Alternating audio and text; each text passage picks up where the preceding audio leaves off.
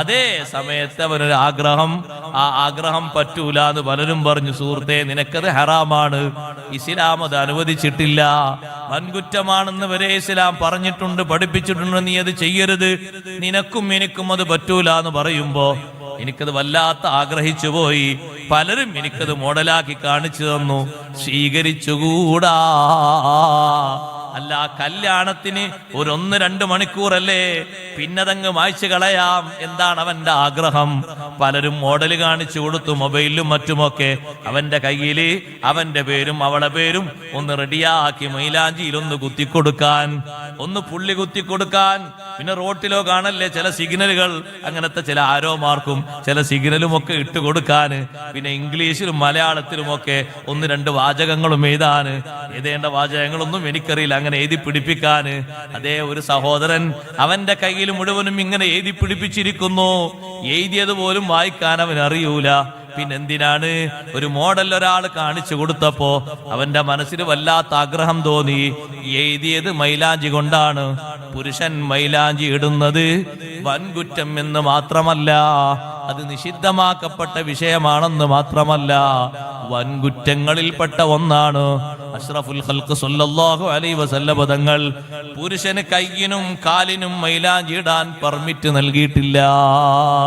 കയ്യിനും കാലിനും മൈലാഞ്ചി ഇട്ട് വന്ന സ്വഹാബിയെ നബി സല്ലല്ലാഹു അലൈഹി വസല്ലം തങ്ങളുടെ ഹദ്റത്തിൽ വെച്ച് കൊല്ലട്ടെയോ എന്നല്ലേ സ്വഹാബത്ത് ചോദിച്ചത്? പെരടി വെട്ടിക്കളയട്ടെയോ നബിയെ? കയ്യിനും കാലിനും മൈലാഞ്ചി ഇട്ടിട്ടാ വന്നിരിക്കുന്നത്. അല്ലാഹുവിന്റെ റസൂൽ സല്ലല്ലാഹു അലൈഹി വസല്ലം ചോദിച്ചു, അലൈസ ഹുവ യുസല്ലി, നിസ്കരിക്കുന്ന ആളല്ലയോ? അതേ നബിയെ, നിസ്കരിക്കുന്ന ആളാണ്. തൽക്കാലം നിസ്കരിക്കുന്ന ആളായതുകൊണ്ട് കൊല്ലണ്ട. പിന്നെയോ അയാൾക്കൊരു ശിക്ഷ കൊടുത്തു. അന്നും ഇന്നും ആൾതാമസമില്ലാത്തൊരു സ്ഥലമുണ്ട്, റബദത്ത് എന്ന സ്ഥലം. മദീനയിൽ നിന്ന് കുറച്ച് സഞ്ചരിക്കണം, അങ്ങോട്ട് യാത്ര പോകണം. ആ റബദത്തിലേക്ക് നാടുകടത്തിപ്പോയി. എന്തിന്? കയ്യിനും കാലിനും മൈലാഞ്ചി തേച്ച് വന്നതിന്. സുബ്ഹാനല്ലാഹ്, കയ്യിനും കാലിനും മൈലാഞ്ചി തേച്ച് കയ്യിന്റെ ഉള്ളില് മൈലാഞ്ചി കൊണ്ട് അങ്ങോട്ടും ഇങ്ങോട്ടും വരച്ചു കൂട്ടി കൊണ്ടുവരുന്നത് അത് തെറ്റാണ്, വൻകുറ്റമാണ്. പുരുഷന് മൈലാഞ്ചി തേക്കേണ്ടത് നരച്ച താടിക്കും തലക്കുമാണതവന് സുന്നത്താണ്. നരച്ച താടിക്കും തലക്കും മൈലാഞ്ചി ഇടുന്നത് സുന്നത്താണ്. കയ്യിനും കാലിനും മൈലാഞ്ചി തേക്കുന്നത് അത് സുന്നത്തുള്ളത് വിവാഹിതയായ സഹോദരിമാർക്കാണ്. വിവാഹിതരല്ലാത്തവർക്ക് പോലും അത് കറാഹത്താണ്. ഇരിക്കുന്നവർക്കോ ഹറാമുമാണ്. ഈ രൂപത്തിലല്ലേ ഇസ്ലാം പഠിപ്പിക്കുന്നത്? നമ്മളെ ആഗ്രഹത്തിനനുസരിച്ചല്ല നീങ്ങേണ്ടത്. ആഗ്രഹം വരുമ്പോ ഇസ്ലാമിൽ എങ്ങനെയാണ് നിയമം എന്ന് നോക്കിയിട്ട് ആ നിയമം പിൻപറ്റിയിട്ടാണോ ജീവിക്കുന്നത്, അവൻ യഥാർത്ഥ റബ്ബിന്റെ അടിമയാണ്, യഥാർത്ഥത്തിൽ അല്ലാഹുവിനെ അനുസരിക്കുന്നവനാണ്. അതേ സമയത്ത് അവന്റെ തടീക്കനുസരിച്ചാണോ മുന്നോട്ട് പോകുന്നത്? ആരുടെ നിയമവും സ്വീകരിക്കാനോ അംഗീകരിക്കാനോ അവൻ ഒരുക്കമല്ല. എന്നാൽ അവൻ അബ്ദുൽ ഹവയാണ്, തടീച്ചക്ക് പിൻപറ്റി ജീവിക്കുന്നവനാണ്, ശൈത്വാനിന്റെ മാർഗം സ്വീകരിക്കുന്നവനാണ്. മറ്റൊന്ന് പരീക്ഷണം വരുമ്പോഴാണ്.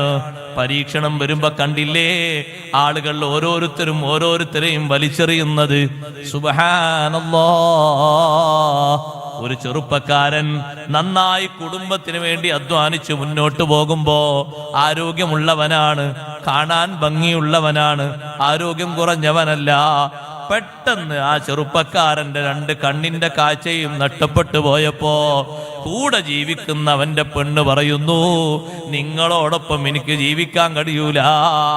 ഇത്രയും കാലം ജീവിച്ചിട്ട് 2ഉം 3ഉം കുട്ടികളെയൊക്കെ പോറ്റി വളർത്തിയിട്ട് ആ പെണ്ണിനെയും പോറ്റി വളർത്തിയ ചെറുപ്പക്കാരനോട് പെണ്ണ് പറയുന്നു, എനിക്ക് നിങ്ങൾ ത്വലാഖ് എഴുതി തരണം, ഞാൻ എൻ്റെ പാട്ടിന് പോവുകയാണ്.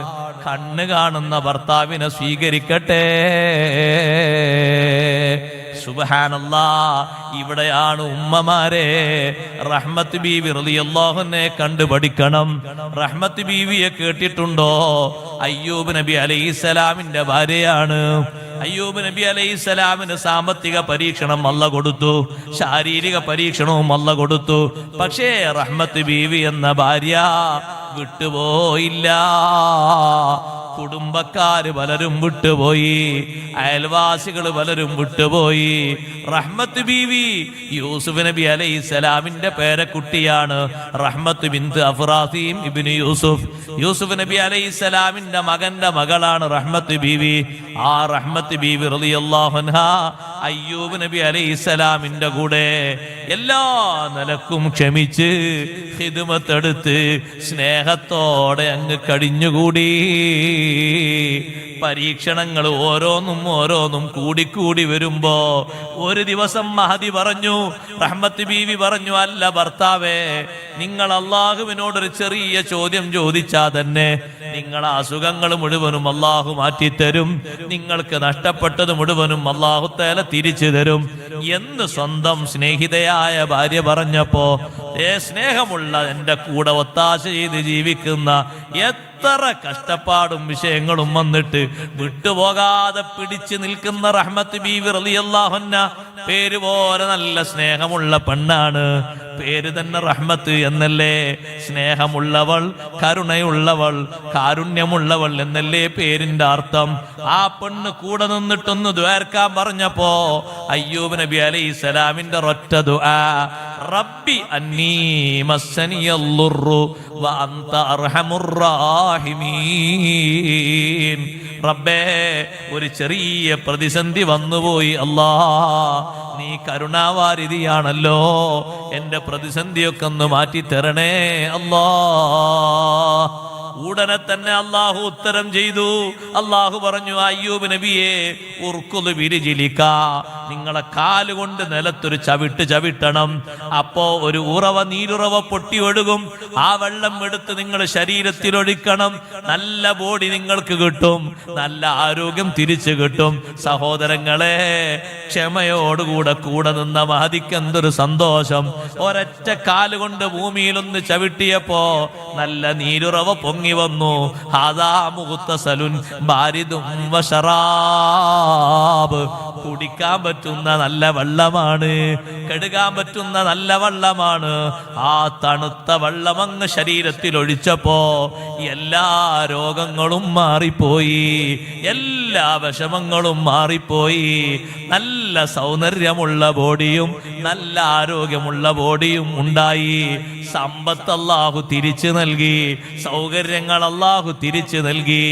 റഹ്മത്ത് ബീവി വല്ലാതെ സന്തോഷിച്ചു പോയി. പരീക്ഷണ ഘട്ടത്തിൽ പതറിപ്പോകരുത്. പരീക്ഷണ ഘട്ടത്തില് പരീക്ഷണ ഘട്ടത്തിൽ കുടുങ്ങിപ്പോയി എന്ന് ചിന്തിച്ചുകൊണ്ട് അബദ്ധങ്ങൾ ചെയ്തു പോകരുത്. പരീക്ഷണങ്ങൾ വന്നാൽ ക്ഷമയോടുകൂടെ സഹനത്തോടുകൂടെ മുന്നോട്ട് പോകാനുള്ള കഴിവ് വേണം. പരീക്ഷണം വരുമ്പോ പല രൂപത്തിലല്ലേ ആളുകൾ ചിന്തിക്കുന്നത്. സുബ്ഹാനല്ലാഹ്, ചിലർ ആലോചിക്കുന്നു ആത്മഹത്യ ചെയ്താൽ അതൊരു പരിഹാരമാണ് എന്ന്. ഒരിക്കലും അല്ലേ അല്ല. പരീക്ഷണ ഘട്ടത്തിൽ ക്ഷമയോടെ മുന്നോട്ട് പോകണം. മക്കളെ കൊണ്ട് പരീക്ഷണം വന്നാലും, സമ്പത്ത് കൊണ്ട് പരീക്ഷണം വന്നാലും, ശരീരം കൊണ്ട് പരീക്ഷണം വന്നാലും ഒക്കെ ക്ഷമയോടുകൂടെ മുന്നോട്ട് പോകണം. എത്ര വലിയ പരീക്ഷണം വന്നു അയ്യൂബ് നബി അലൈഹിസ്സലാമിന്. ഖുർആൻ അയ്യൂബ് നബി അലൈഹിസ്സലാമിനല്ലേ പരീക്ഷണത്തിന് വലിയ ഉദാഹരണം പറയുന്നത്. ആ പരീക്ഷണത്തിൽ മഹാനവറുകൾ സഹിച്ച് ക്ഷമിച്ച് ത്യജിച്ച് മുന്നോട്ട് നീങ്ങിയപ്പോ റബ്ബ് സുബ്ഹാനഹു വ തആല ഓശാരമായി ഒക്കെ കൊടുത്തു. കുടുംബക്കാർ തിരിച്ചു വന്നു. അതുപോലെ തന്നെ നേരത്തെ അയൽവാസികളൊക്കെ ദൂരത്ത് പോയവരൊക്കെ അടുത്ത് വന്നു. വവഹബ്നാ ലഹു അഹ്ലഹു വമിസ്ലഹും മഅഹും റഹ്മത്തൻ മിന്നാ വദിക്റാ ലിഉലിൽ അൽബാബ്. ബുദ്ധിയുള്ളവർക്ക് നല്ലൊരു ഓർമ്മപ്പെടുത്തുന്നതിന്റെ കാര്യമായിട്ട് അല്ലാഹു തആല സമ്പത്തും സന്താനങ്ങളും കുടുംബവും ഒക്കെ അല്ലാഹു തആല തിരിച്ചു നൽകി. നല്ല സന്തോഷത്തോടുകൂടെയുള്ള ജീവിതം നൽകി. പരീക്ഷണ ഘട്ടം വരുമ്പോ മാറിപ്പോകരുത്. ചിന്തിച്ചു പോകും, ഒരു പക്ഷേ ദുന്യാവിന്റെ എന്തെങ്കിലും വിഷയം കണ്ടാൽ പതറിപ്പോകരുത്. ക്ഷമയോടുകൂടെ അള്ളാഹുവിനോർത്ത് മുന്നോട്ട് പോകണം. അവിടെയാണ് മഹാന്മാരൊക്കെ ജയിക്കുന്നത്. പരീക്ഷണ ഘട്ടത്തിൽ കുടുങ്ങിപ്പോകാൻ പാടില്ല. അല്ലാഹു തആല നമ്മെ വിജയിപ്പിക്കുമാറാകട്ടെ. നിങ്ങൾ നോക്ക്, മൂന്നാമതൊരു മനുഷ്യനെ തകർച്ചയിലേക്ക് കൊണ്ടുപോകുന്ന കാര്യം ഇഅ്ജാബുൽ മർഇ ബിനഫ്സിഹി. ഒരാൾക്ക് തോന്നുക ഞാൻ അത്യാവശ്യം തിരക്കടില്ല, ഒരാൾക്ക് തോന്നുക ഞാൻ അത്യാവശ്യം തിരക്കടില്ല. അങ്ങനെ തോന്നാൻ പാടില്ല. ഞാൻ തിരക്കടില്ല എന്ന് ആദ്യമായിട്ട് തോന്നിയതാർക്ക? ഇബ്ലീസ് ലഅനത്തുല്ലാഹി അലൈഹി. അതുകൊണ്ടല്ലേ അവൻ പറഞ്ഞതാണ് ഖൈറും മിൻഹു ഖലഖ്തനി മിൻ നാരിൻ വഖലഖ്തഹു മിൻ തീൻ. മലക്കുകൾ, കോടിക്കണക്കിന് മലക്കുകളൊക്കെ ബഹുമാനിച്ചു ആദം അലൈഹിസ്സലാത്തു വസ്സലാമിനെ. പഠിപ്പിച്ചു കൊടുത്ത, ഇൽമു പഠിപ്പിച്ചു കൊടുത്ത ഉസ്താദിനെ ബഹുമാനിക്കണ്ടേ? ബഹുമാനിക്കണം. തർക്കമില്ലാത്ത വിഷയമാണ്. ആ ഇൽമു പഠിപ്പിച്ചു തന്ന ഗുരുനാഥൻ മുസ്ലിമാണെങ്കിലും ശരി അമുസ്ലിമാണെങ്കിലും ശരി ബഹുമാനിക്കണം, അവരെ ആദരിക്കണം. അക്ഷരം പഠിപ്പിച്ചു തന്ന ഗുരുനാഥന് വലിയ സ്ഥാനമല്ലേ? ആദം അലൈഹിസ്സലാത്തു വസ്സലാമിനെ ബഹുമാനിക്കാൻ അള്ളാഹുവിന് മാത്രം കണക്കറിയുന്നൊരു വിഭാഗമാണ് മലക്കുകൾ. വേറെ ആർക്കും അതിന്റെ കണക്കറിയാം? മലക്കുകൾ എത്ര കോടിക്കണക്കിനുണ്ട്. അവരെല്ലാരും ബഹുമാനിച്ചപ്പോ ബഹുമാനിക്കാതെ മാറി നിന്നു. ഇൽമില്ലാഞ്ഞിട്ടല്ല, ഇബ്ലീസിന് ഇൽമില്ലേ? ഈ മലക്കുകൾക്ക് ഇൽമു പഠിപ്പിച്ചു കൊടുത്തിരുന്ന ആളല്ലേ ഇബ്ലീസ്? അവര് ഉസ്താദായി ജീവിച്ചിരുന്ന ആളല്ലേ? പക്ഷേ എത്ര വലിയ ഉസ്താദാണെങ്കിലും എത്ര വലിയ ആളാണെങ്കിലും തന്നെക്കാളും വലിയ ആലിമീങ്ങളെ ബഹുമാനിക്കാനും സ്വീകരിക്കാനും ആദരിക്കാനും ഉള്ള കഴിവില്ലെങ്കിൽ തകർന്നു പോകും, തരിപ്പണമായി പോകും എന്നതിന്റെ തെളിവാണ് ഇബ്ലീസിന്റെ ജീവിതം.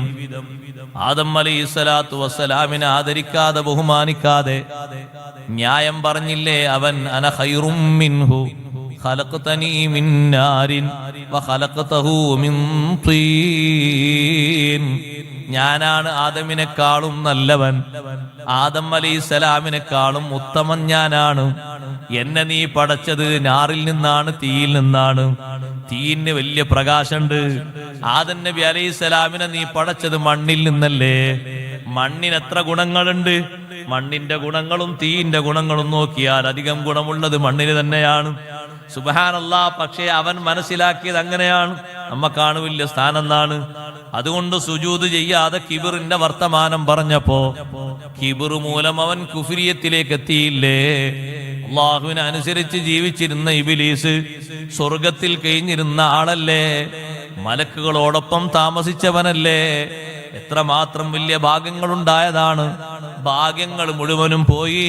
ഫഖ്റുജ് മിൻഹാ ഫഇന്നക റജീം. സ്വർഗത്തിൽ നിന്ന് നീ പുറത്തു പോകണം, നീ ശപിക്കപ്പെട്ടവനാണ്. വഇന്ന അലൈക ലഅനതി ഇലാ യൗമിദ്ദീൻ. എന്റെ ശാപം നിനക്കുണ്ട്, നീ മരിക്കും വരെ ഉണ്ട് എന്നല്ല അല്ലാഹ് പറഞ്ഞത്. നീ മരിച്ചിട്ട് പുനരുദ്ധാരണ ദിവസം നീ ഹയാത്തായി വരൂലേ? ആ പുനരുദ്ധാരണ ദിവസം വരെ എന്റെ ശാപം നിനക്കുണ്ട്. സ്വർഗത്തിൽ നിന്ന് പുറത്തു പോടാ. കിബിറിന്റെ വർത്തമാനം പറഞ്ഞ് ആദം അലൈഹിസ്സലാത്തു വസ്സലാമിനെ അവഗണിച്ച ഇബ്ലീസിനെ അല്ലാഹു സുബ്ഹാനഹു വ തആല ആ രൂപത്തിൽ ആട്ടിപ്പറത്തിച്ചതില് നമുക്ക് വലിയ പാഠമുണ്ട്. ഗുരുനാഥന്മാരെ, ഉസ്താദുമാരെ ആദരിക്കണം, അവരെ ബഹുമാനിക്കണം. അവർക്ക് അല്ലാഹു നൽകിയ ഇൽമിന്റെ പേരില് നമുക്ക് പഠിപ്പിച്ചു തന്ന ഉസ്താദ് 1ാം ക്ലാസ്സിൽ നേരത്തെ മദ്രസ പഠിപ്പിച്ച ഉസ്താദാണ്. ഇന്ന് ആ ഉസ്താദ് മദ്രസയൊന്നും പഠിപ്പിക്കുന്നില്ല. ഇന്ന് ഉസ്താദിന് എന്താ പണി? ഉസ്താദ് ഒരു മരക്കച്ചവടക്കാരനാണ്. മരക്കച്ചവടം മോശമൊന്നുമല്ല, ഹലാലായ കച്ചവടാണ്. ഉസ്താദ് ജീവിതമാർഗത്തിന് വേണ്ടി ഇന്ന് മരക്കച്ചവടത്തിലാണ്. എത്ര മരക്കച്ചവടം ചെയ്യുന്ന ആളാണെങ്കിലും നമ്മളെ ഉസ്താദാണ്. ഉസ്താദിനെ ബഹുമാനിക്കണം. കാരണം നമുക്ക് അലിഫ് പഠിപ്പിച്ചു തന്നതാ ഉസ്താദാണ്. നമുക്ക് ബാവും താവും റാവും ഒക്കെ വേർതിരിച്ച് വരച്ച് കാണിച്ചു തന്നതാ ഉസ്താദാണ്. അന്ന് ഉസ്താദ് പഠിപ്പിച്ച താവും റാവും ബാവും കൊണ്ടാണ് ഇന്ന് നമ്മൾ ഖുർആൻ ഓതുന്നത്, ഇന്ന് നമ്മൾ ദിക്ർ ചൊല്ലുന്നത്, ഇന്ന് നമ്മൾ അറബി വായിക്കുന്നത്, ഇന്ന് ഹദീസ് വായിക്കുന്നത്. എല്ലാത്തിന്റെയും അടിസ്ഥാനം ആ ഗുരുനാഥനാണ്. ആ ഗുരുനാഥനെ ബഹുമാനിച്ചേ പറ്റൂ. ബഹുമാനിക്കണം, ആദരിക്കണം, ആവശ്യങ്ങൾ സാധിപ്പിച്ചു കൊടുക്കണം. അവരെ ബഹുമാനങ്ങൾക്ക് ഒരു കോട്ടം വരാൻ പാടില്ല. അവരെക്കാളും നമ്മളാണ് ഉസ്താദ് തോന്നാൻ പാടില്ല. ഇൽമു പകർന്നു എന്ന ഉസ്താദുമാര് വഫാത്തായി പോയവർ, അവർക്കൊക്കെ അല്ലാഹു ദറജേറ്റി കൊടുക്കട്ടെ. ജീവിച്ചിരിക്കുന്നവർക്കൊക്കെ അല്ലാഹു ആഫിയത്തുള്ള ദീർഘായുസ് കൊടുക്കട്ടെ. ഇൽമിനെ സ്നേഹിക്കണം. മുത്തഅല്ലിമീങ്ങൾക്ക് ആലിമീങ്ങളെക്കാളും വലിയ ബഹുമാനമുണ്ട്. എനിക്കാണ് വലിയ ബഹുമാനം. ഞാൻ വലിയ ആലിമല്ലേ ചിന്തിക്കാൻ അവനേറ്റവും മോശമുള്ള ആള്. മുസാലിമാബുദങ്ങൾ പറഞ്ഞു, മുത്തഅല്ലിമിനെ കാണുമ്പോൾ മുത്തഅല്ലിമിനുള്ള മഹത്വം മനസ്സിലാക്കിയിട്ട് ഞാനല്ലല്ലോ പടച്ചോനെ, എന്നെക്കാളും വലിയ ഭാഗ്യമുള്ള ആളാണ് മുത്തഅല്ലിം.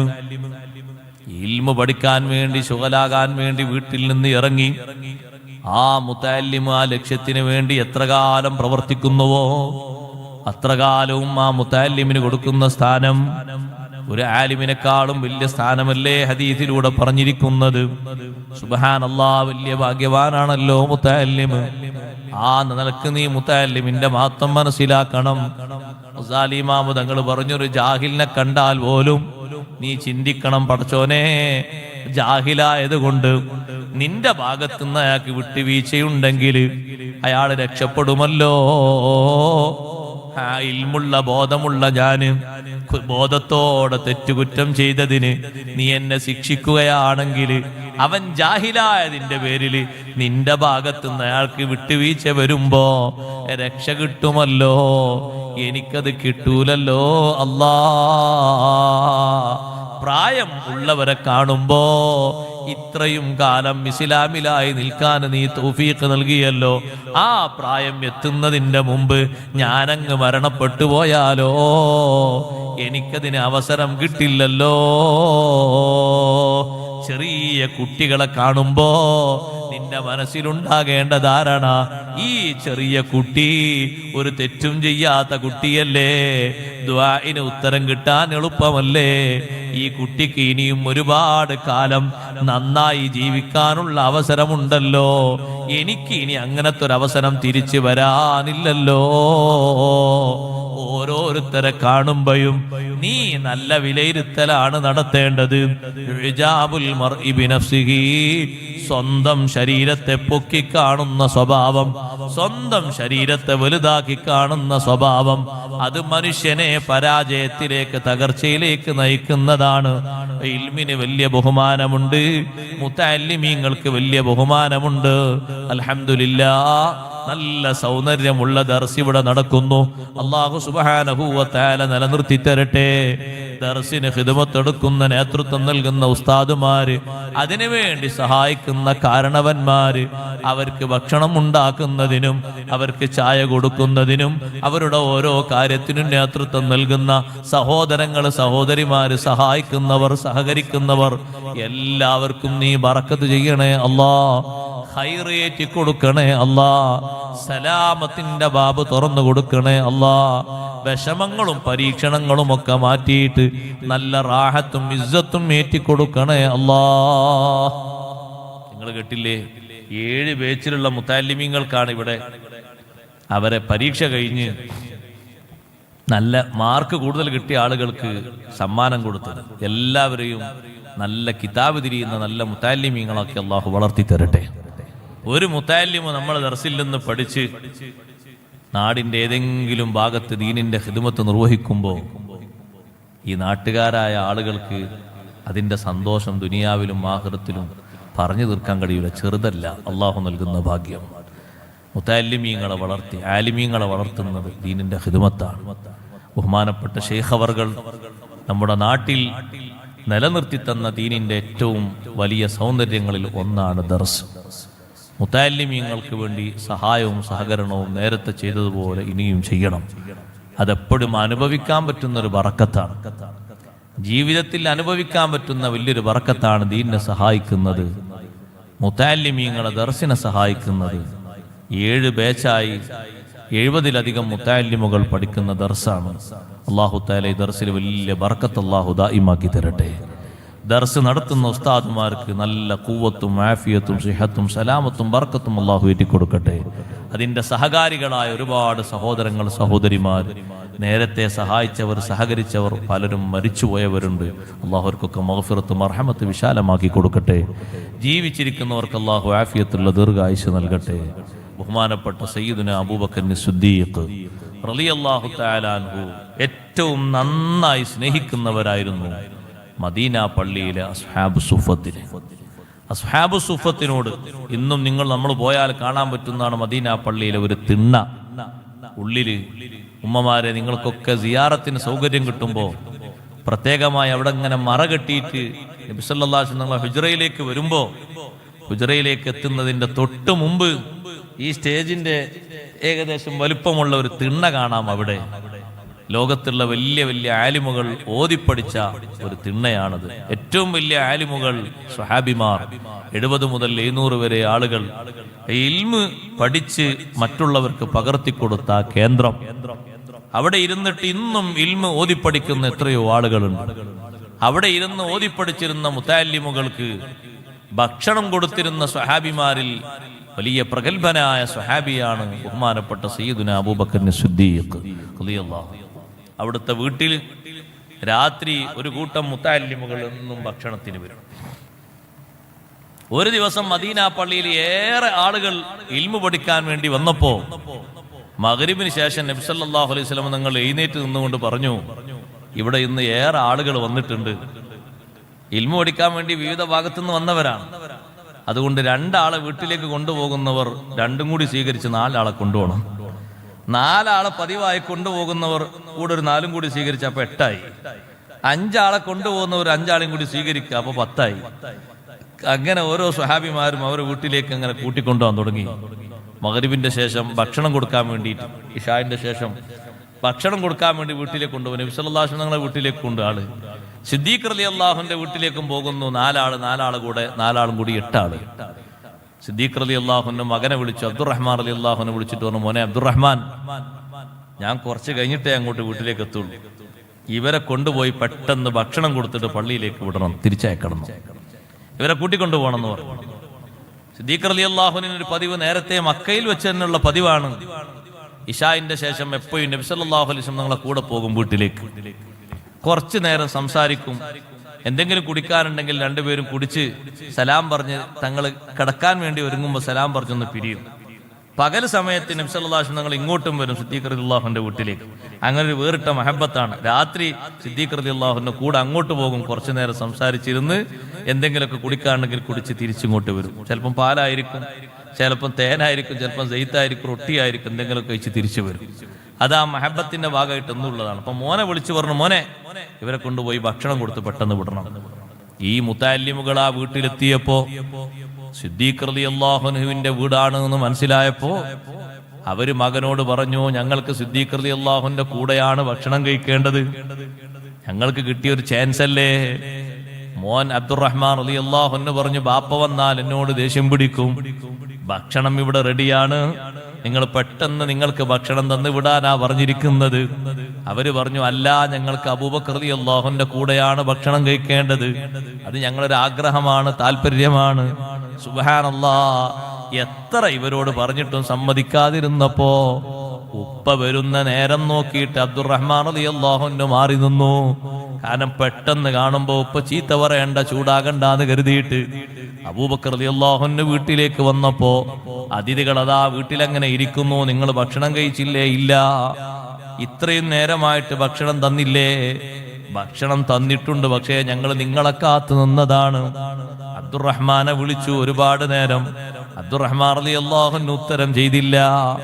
അബൂബക്കർ റളിയല്ലാഹു അൻഹു പറഞ്ഞു, എന്റെ ശബ്ദം നീ കേൾക്കുന്നുണ്ട്, കേട്ടിട്ടും നീ മറുപടി പറയാതിരിക്കുകയാണ്. നീ ഇങ്ങോട്ട് ഇറങ്ങി വരുമ്പോ ബാക്കിയുള്ളത് ഞാൻ പറഞ്ഞു തരാമെന്ന് പറഞ്ഞു. നല്ല ചൂടിലാണ് സിദ്ദീഖ് റളിയല്ലാഹു അൻഹു ഉള്ളത്. കുറച്ച് തുടക്കത്തിൽ പറഞ്ഞു, നിങ്ങൾ ഭക്ഷണം കഴിച്ചിട്ടില്ലേ? ഇല്ല. ഞാൻ ഭക്ഷണം കഴിച്ചു, എനിക്ക് ഭക്ഷണം വേണ്ട, നിങ്ങൾ കഴിക്കണമെങ്കിൽ കഴിച്ചോളൂ. അപ്പൊ അവര് പറഞ്ഞു, ഞങ്ങൾക്കും ഭക്ഷണം വേണ്ട, നിങ്ങൾക്ക് വേണ്ടെങ്കിൽ. സുബ്ഹാനല്ലാഹ്, മുതഅല്ലിമീങ്ങൾ ഭക്ഷണം കഴിക്കാതെ പോകുമോ എന്ന് കരുതിയപ്പോ അബൂബക്കർ റളിയല്ലാഹു അൻഹു പറഞ്ഞു, പോകട്ടെ, നേരത്തെ പറഞ്ഞതൊരു ദേഷ്യത്തിന്റെ ഭാഗമായിട്ടാണ്, ഇരിക്കൂന്ന് പറഞ്ഞവരെ കൂടിയിരുത്തിയിട്ട് ഭക്ഷണം കഴിക്കാൻ തുടങ്ങി. സുബ്ഹാനല്ലാഹ്, എത്ര വലിയ അത്ഭുതമാണെന്നറിയുമോ സംഭവിച്ചത്? അബൂബക്കർ റളിയല്ലാഹു അൻഹു പറയുന്നു, ഹദീസ് റിപ്പോർട്ട് ചെയ്യുമ്പോ, മാ അഖദ ലുഖ്മതൻ ഇല്ലാ റബാ മിൻ അസ്ഫലിഹാ അക്സറു മിൻഹാ. ഒരു പിടി ഭക്ഷണം പാത്രത്തിൽ നിന്ന് എടുക്കുമ്പോ അവിടെ അതാ 2 പിടി ഭക്ഷണം വർദ്ധിക്കുന്നു. അതേ തളികയിൽ നിന്ന് പാത്രത്തിലേക്ക് കോരുന്നതിനനുസരിച്ച് ചുരുങ്ങുകയല്ല, തളികയിൽ ഭക്ഷണം ഇങ്ങനെ പെരുത്ത് പെരുത്ത് അധികരിച്ചു വരികയാണ്. ഇതിങ്ങനെ കണ്ടപ്പോ, ഭക്ഷണം ഇങ്ങനെ കൂടുന്നത് നേർക്ക് നേരെ ലൈവായി കണ്ടപ്പോ ഭാര്യയെ വിളിച്ചു ചോദിച്ചു, പെണ്ണേ ഒന്ന് വന്നു നോക്കൂ, പാത്രത്തിൽ ഇതാ ഭക്ഷണം ഇങ്ങനെ പെരുകി വരുന്നു. അബൂബക്കർ റളിയല്ലാഹു അൻഹുവിന്റെ ഭാര്യ വന്നു നോക്കിയിട്ട് പറയുന്നു, ശരിയാണ്, അധികം ഉണ്ട്, ഇത്ര ഭക്ഷണം ഞാൻ പാചകം ചെയ്തിട്ടില്ലല്ലോ, ഇത് അധികം തന്നെയാണ്. എങ്ങനെയാണ് ഈ ഭക്ഷണത്തിലെ വർധനവ് വന്നത്? മുതഅല്ലിമീങ്ങളോടുകൂടെ ഭക്ഷണം കഴിച്ചപ്പോ അല്ലാഹു സുബ്ഹാനഹു വ തആല അവർക്ക് നൽകിയ വലിയ കറാമത്താണ്, വലിയ ബഹുമാനമാണ്, വലിയ ബറക്കത്താണ്. സഹോദരന്മാരെ, സിദ്ദീഖ് റളിയല്ലാഹു അൻഹുവിന് ഈ സംഭവം രാത്രി തന്നെ മുത്തുനബി തങ്ങളോട് പറയണമെന്നുണ്ട്. പക്ഷേ തങ്ങൾ ഉറങ്ങിയിട്ടുണ്ടാകുമല്ലോ. സുബ്ഹി നിസ്കാരത്തിന് പള്ളിയിൽ വന്നപ്പോ നിസ്കാരം കഴിഞ്ഞ ഉടനെ തന്നെ ഈ സംഭവം പറഞ്ഞു. അള്ളാഹുവിന്റെ റസൂലേ, ഞാൻ ഇന്നലെ പുതിയ മുത്തഅല്ലിമീങ്ങളും പഴയ മുത്തഅല്ലിമീങ്ങളോടും ഒപ്പം ഭക്ഷണം കഴിച്ചപ്പോ എന്റെ വീട്ടിൽ ഭക്ഷണം ഇങ്ങനെ വർദ്ധിച്ച് വരുന്നത് ഞാൻ കണ്ടു. അള്ളാഹുവിന്റെ റസൂല് സ്വല്ലല്ലാഹു അലൈഹി വസല്ലം പറഞ്ഞു, അത് നല്ല ബറക്കത്തുള്ള ഭക്ഷണമാണ്. ഇനിയും ആ ഭക്ഷണം ബാക്കിയുണ്ടോ? രാത്രി മുത്തഅല്ലിമുകളൊക്കെ കഴിച്ച ആ ഭക്ഷണത്തിന്റെ ബാക്കി, നല്ല ബറക്കത്തുള്ള വർധനവ് കിട്ടിയ ഭക്ഷണം ബാക്കിയുണ്ടോ എന്ന് നബി സല്ലല്ലാഹു അലൈഹി വസല്ലം ചോദിക്കുമ്പോ സിദ്ദീഖ് തങ്ങൾ പറഞ്ഞു, ഉണ്ട്. വീട്ടിൽ പോയി കുറച്ച് ഭക്ഷണം പാത്രത്തിലെടുത്ത് നബി സല്ലല്ലാഹു അലൈഹി വസല്ലം തങ്ങൾക്ക് കൊണ്ടുവന്ന് കൊടുത്തു. അള്ളാഹുവിന്റെ റസൂൽ അതിൽ നിന്ന് ഭക്ഷിച്ചു. മുത്തഅല്ലിമീങ്ങൾക്ക് ഭക്ഷണം കൊടുത്തപ്പോൾ കിട്ടിയ ബറക്കത്ത് നേർക്ക് നേരെ കണ്ട് അനുഭവിച്ചവരിൽ ഒരു പ്രമുഖ സ്വഹാബിയാണ് സയ്യിദുനാ അബൂബക്കർ സിദ്ദീഖ് റളിയല്ലാഹു അൻഹു. നമ്മളിവിടെ ദർസിനെ സഹായിക്കുമ്പോ നമ്മൾ അറിയുന്ന ഭാഗത്തിലൂടെ അള്ളാഹു നമ്മെ സഹായിക്കും. ദർസിനെയും ദീനീ സംരംഭങ്ങളെയും ഒക്കെ സഹായിക്കണം. കഴിയുന്ന രൂപത്തിൽ അതിന്റെ സഹായങ്ങളൊക്കെ ഏറ്റെടുത്ത് സുബ്ഹാനല്ലാഹ് ഇത്രയും മുത്തഅല്ലിമീങ്ങളെ നിലനിർത്തിക്കൊണ്ട് ആ ഇൽമിന്റെ സൗന്ദര്യം നമ്മുടെ നാട്ടിൽ നിലനിർത്തി വികസിപ്പിക്കണം. അല്ലാഹു സുബ്ഹാനഹു വ തആല അതിന് നമുക്കെല്ലാവർക്കും തൗഫീഖ് നൽകി അനുഗ്രഹിക്കുമാറാകട്ടെ.